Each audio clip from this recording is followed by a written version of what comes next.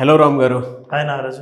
మన ఆలోచన ఎప్పటికైనా సరే అండి నిజమవుతుంది అని చెప్పడానికి సైన్స్ అసలు ఏ విధంగా పనిచేస్తుంది అండ్ మన ఆలోచన ఎగ్జిక్యూట్ చేసే కొద్దీ చాలామందికి థాట్ ఉంటుంది. అంటే నాకు ఇది చెయ్యాలి, నేను ఇది సాధించాలి, నేను కోరుకునేది జరగాలి అనేటువంటిది ప్రతి ఒక్కరికి ఉంటుంది. ఈవెన్ ఒక్కొక్కరికి ఒక్కొక్క కోరిక ఉంటూ ఉంటుంది సార్. బట్ ఆలోచన వచ్చేటప్పటికి ఇదైతే బాగుంటుంది, అదైతే బాగుంటుంది, అంటే ఫెయిల్యూర్ మోడల్లోకి వచ్చినప్పుడు అది అలా జరుగుంటే బాగుంటుంది అని అనుకుంటారు. బట్ అది ఒక ఆలోచన సక్సెస్ అవ్వాలి అని అంటే దాని వెనక సైన్స్ పాత్ర ఏ విధంగా ఉంటుంది, అది ఎలా పని చేస్తే డెఫినెట్గా మనకి వర్కౌట్ అవుతుంది, అంటే మనం అనుకున్నది ఏ విధంగా జరుగుతుంది ఫెయిల్యూర్ అవ్వకుండా, దానికి విజువలైజేషన్ అసలు ఎలా పనిచేస్తుంది? తాకట్టులో ఉన్న బంగారాన్ని విడిపించి ఆ రోజు ఆన్లైన్ రేటుకే మేము కొంటాం. Sharma gold company. Good Nagaraju. అసలు ఆలోచన అని అంటూనే అది యాక్చువల్గా శక్తి స్వరూపం, అంటే ఎనర్జీ ఉంటుంది ఆలోచనలో. ఏ ఆలోచన చేసినా అందులో ఎనర్జీ ఉంటుందన్న సత్యం తెలుసుకున్న మరుక్షణం నీ ఆలోచన మీద నీకు పట్టు దొరుకుతుంది. అసలు ఆలోచనలో శక్తి ఉన్నప్పుడు నువ్వు నెగిటివ్గా ఆలోచిస్తే శక్తివంతమైన నెగిటివ్ ఫలితాలు వస్తాయని, పాజిటివ్గా ఆలోచిస్తే పాజిటివ్గా అనుకూలంగా జీవితం మరలుతుందని నీకు అర్థమవుతుంది. మరి ఆలోచనల శక్తి ఎట్లా ఉంది? అసలు ఆలోచనలు పక్కన పెడితే ఈ ఆలోచనలకు మన జీవితం మారడానికి సంబంధం ఏంటి? ప్రతి వస్తువు శక్తి స్వరూపమే. మనం ఒక వస్తువును బ్రేక్ చేస్తే మాలిక్యూల్స్ ఉంటాయి. మాలిక్యూల్స్ నుంచి నువ్వు ఫర్దర్ బ్రేక్ చేస్తే ఆటమ్స్ ఇంకా సబ్ ఆటమ్స్, పరమాణువు స్థాయికి వెళ్తే ఏ వస్తువునైనా బ్రేక్ చేసి పరమాణువు స్థాయికి వెళ్తే అది శక్తి రూపమే తప్ప అందులో వస్తు రూపం కాదు. ఉదాహరణకు మనం మైకు చూస్తున్నాం, కోటు చూస్తున్నాం, షూ చూస్తున్నాం, ఇవన్నీ రకరకాలైన రూపాలే తప్ప అందులో బ్రేక్ చేసి లోపలికి ఎత్తే చివరికి శక్తే. వాటి స్ట్రక్చర్ వేరు అవటం వల్ల వస్తువులు వేరుగా మనకు కనిపిస్తాయి తప్ప అందు లోపల ఉన్నది శక్తే. ఆ శక్తి ఎప్పుడు విడుదల చేస్తూ ఉంటుంది. ఇది సైంటిఫిక్గా అందరికీ తెలుసు. ఎనర్జీని అర్థం చేసుకోవాలంటే దేన్నైనా బ్రేక్ చేసి ఆటమిక్ లెవెల్లో మనం చూస్తే, ఆ పరమాణువు స్థాయిలో చూస్తే అది శక్తి అని అర్థమవుతుంది. నిజం చెప్పాలంటే మన తత్వవేత్తలు పురాణంలో చెప్పినవి కానీ చాలా గొప్ప గొప్ప మహామునులు మహాపురుషులు మన పూర్వకాలంలో చెప్పిన అన్నీ ఈ వస్తువు ప్రపంచమంతా వస్తువుగా కనిపిస్తుందే కానీ అంతా శక్తి స్వరూపమే, అంతా మిథ్య అన్నారు. అది కూడా నిజమనే అనిపిస్తుంది మనకి. లిటరల్ మీనింగ్ కూడా వాటిలో శక్తే ఉంది. సో ఈ శక్తికి ఎప్పుడు వైబ్రేట్ చేస్తుంటుంది అనేది మనకు తెలియదు. ఈ శక్తి ఊరికే ఉండదు. It will send signals, it will be vibrating. శక్తి స్థాయిని బట్టి వైబ్రేషన్ స్థాయి ఉంటుంది. అంటే మాలిక్యూల్స్ స్థాయిని బట్టి ఒక్కొక్కటి అత్యంత ఈజీగా మార్చగలిగినవి థాట్, ఆలోచనలు. అందుకే మనం ఆలోచనలు చాలా తొందరగా మార్చుకోగలం, చాలా డైనమిక్గా ఉంటుంది. వాటి వైబ్రేషన్స్ చాలా తేలికగా ఉంటాయి. అందుకే మనం అనుకున్నవి వెంటనే పని జరగడం కానీ చేయడం కానీ, అనుకున్నవి ఎక్స్పీరియన్స్ అవ్వడం కానీ చాలా తక్కువ స్థాయిలో అప్పటికప్పుడు మనకు అనుభవాలు ఎదురవుతుంటాయి. ఎందుకంటే ఆలోచనలకు ఉన్న వైబ్రేషన్ తేలిక స్థాయిలో ఉంటుంది. నేను ఒక పని చేయాలనుకున్నాను, వంటిల్లో వెళ్ళి టీ చేయాలని అనుకున్నాను అని అనుకోవడం ఆలస్యం శరీరం కదలడం మొదలు పెడుతుంది. కదలడం ఆలస్యం మైండ్ ఆలోచన చేయడం మొదలు పెడుతుంది. నేనేం చేయాలి, ఏం తయారు చేసుకోవాలి, ఏం దగ్గరికి తెచ్చుకోవాలి అని.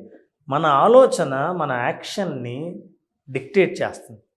అయితే వస్తువులు మాలిక్యూల్స్ వాటి ఏర్పాటు చాలా థిక్గా ఉంటుంది కాబట్టి వాటి కదలికకు వైబ్రేషన్కి కొంత శక్తివంతంగా ఇవ్వాల్సిన అవసరం ఉంది. ఆ శక్తివంతమైనవి ఏవి కనెక్ట్ అయితే there is a law of radiation. Law of radiation అంటే ఏ స్థాయిలో ప్రకంపనలు ఉన్నాయో అదే స్థాయిలో ప్రకంపనలు ఉన్న ఏ వస్తువుకైనా అది కనెక్ట్ అవుతుంది. Now we're coming to the point. ఏ వస్తువుకైనా సరే వాటి స్థాయి ప్రకంపనలు అవే స్థాయి ప్రకంపనలు ఎక్కడున్నాయో వాటితో కనెక్ట్ అవుతుంది.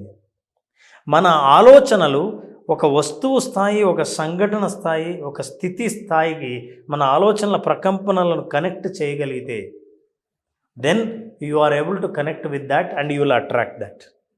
ఇప్పుడు మనం ఎప్పుడైతే ఆలోచన చేస్తున్నామో, ఇందాక మన శక్తి ఉంటుంది ఆలోచనలో అన్నాం, ఎలక్ట్రికల్ పవర్ ఉంటుంది, మ్యాగ్నెటిక్ పవర్ ఉంటుంది. ఎలక్ట్రికల్ పవర్ వల్ల ప్రసారం అవుతుంది మన ఆలోచన, మ్యాగ్నెటిక్ పవర్ వల్ల ఆకర్షింపబడుతుంది ఆలోచన.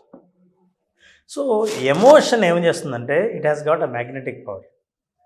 విజువలైజేషన్లో మన జీవితంలో మార్పు రావడం కోసం, ఆలోచనల్లో మార్పు రావడం కోసం, ఆలోచనలో శక్తి ఉందని తెలుస్తూనే, ఆ శక్తికి ఎలక్ట్రోమాగ్నెటిక్ పవర్ ఉందని తెలుస్తూనే, ఈ ఎలక్ట్రోమాగ్నెటిక్ పవర్ మనకి ఏం కావాలనుకున్నామో, ఏది ఆనందాన్ని ఇస్తుందో, ఏది సాధించాలనుకున్నామో అది సాధించే దాని ఊహను ఎప్పుడైతే తెచ్చుకున్నావో, ఆ ఊహకు సంబంధించిన సంఘటనకు కలిగిన అదే రకమైన ప్రకంపనలు ఇది కనెక్ట్ అవ్వడం మొదలు పెడుతుంది.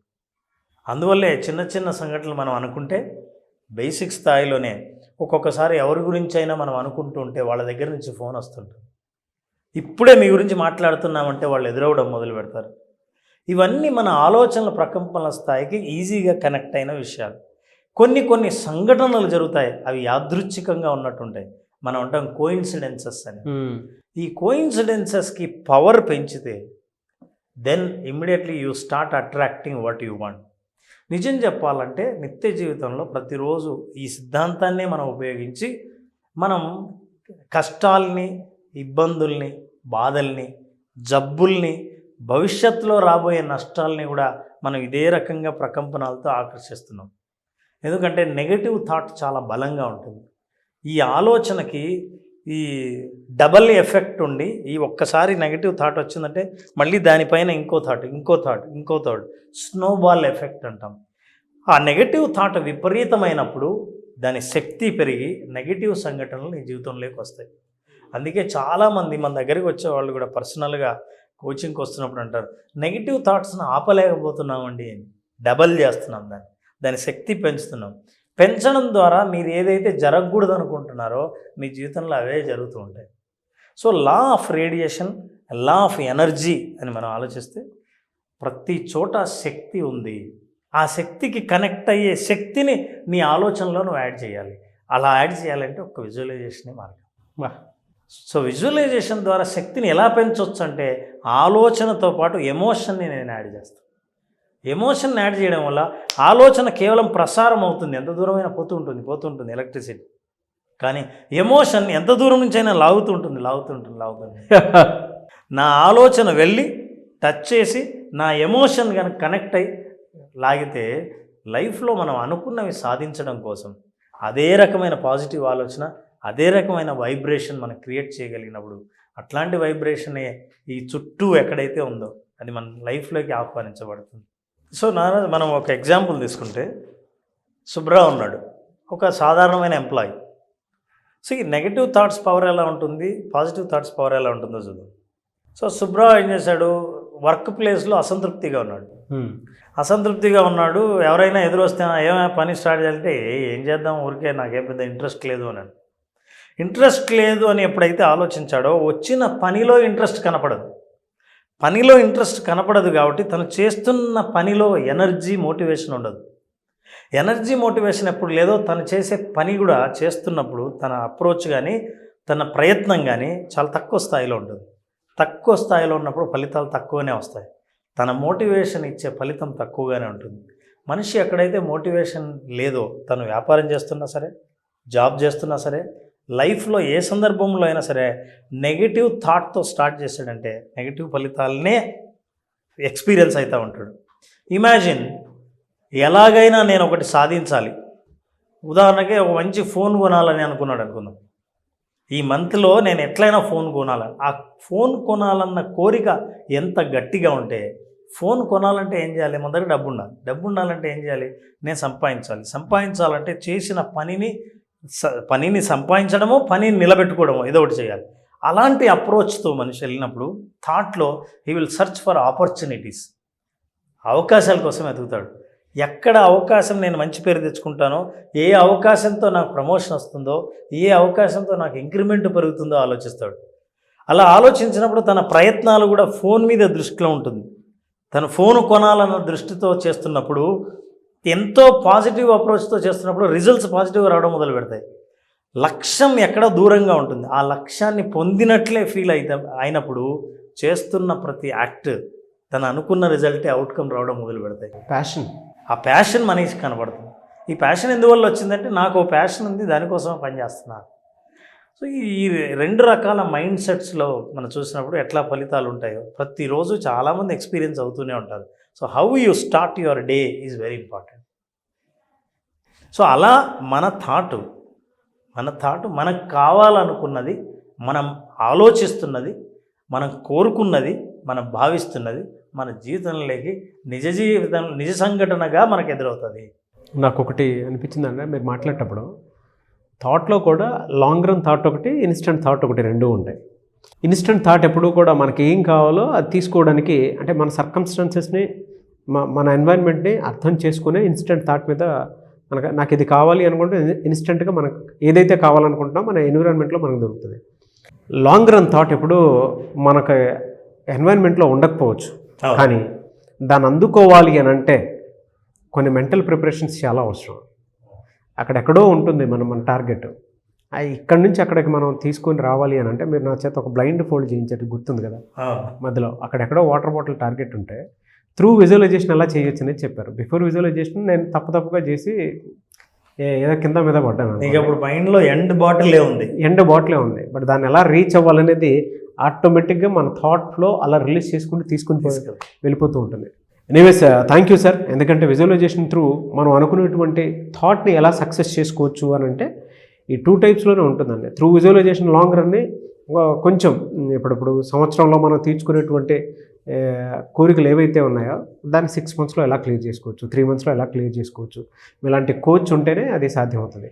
కొంతమంది ఇన్స్టెంట్గా జాబ్ కావాలనుకుంటారు, సాధ్యమయ్యే పని కాదు. నోటిఫికేషన్ వచ్చిన తర్వాత గవర్నమెంట్ జాబ్ కావాలంటే గవర్నమెంట్ జాబ్ కోసం ఎదురు చూడాల్సిన పరిస్థితి. బట్ ఈలోపు మనం చేయాల్సింది ఏంటంటే త్రూ విజువలైజేషన్ మెంటల్ టెక్నిక్స్ కొన్ని ఉంటాయి.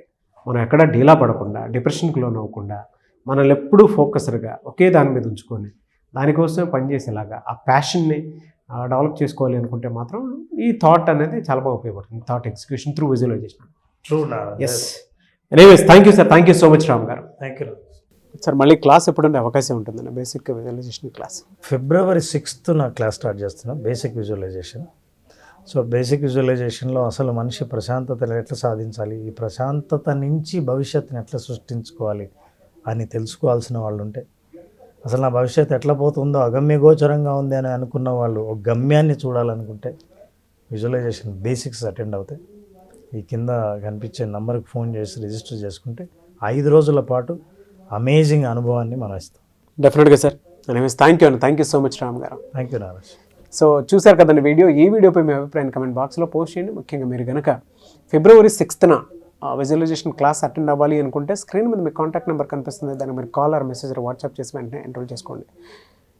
మీ మనసుని ప్రశాంతంగా ఉంచుకోవాలనుకున్నా, మీరు అనుకున్నది సాధించాలన్నా, జీవితంలో జరిగేటువంటి అంటే మీకు కొన్ని ఇన్సిడెంట్స్ వల్ల సమస్యలు చుట్టూ కమ్మేస్తూ ఉన్నా కూడా దాని నుంచి బయటపడాలి అని అంటే ఒకే ఒక సొల్యూషన్ విజువలైజేషన్. సో ఆసక్తి కలిగిన వారు స్క్రీన్ మీద కనిపిస్తున్న నెంబర్కి కాల్ ఆర్ మెసేజ్ వాట్సాప్ చేసి వెంటనే ఎన్రోల్ చేసుకోండి. ఈ వీడియో లైక్ చేయండి, షేర్ మాత్రం తప్పకుండా చేయండి. ఇలాంటి మరిన్ని వీడియోస్ కోసం మా ఛానల్ ఫాలో అవ్వండి. Thank you.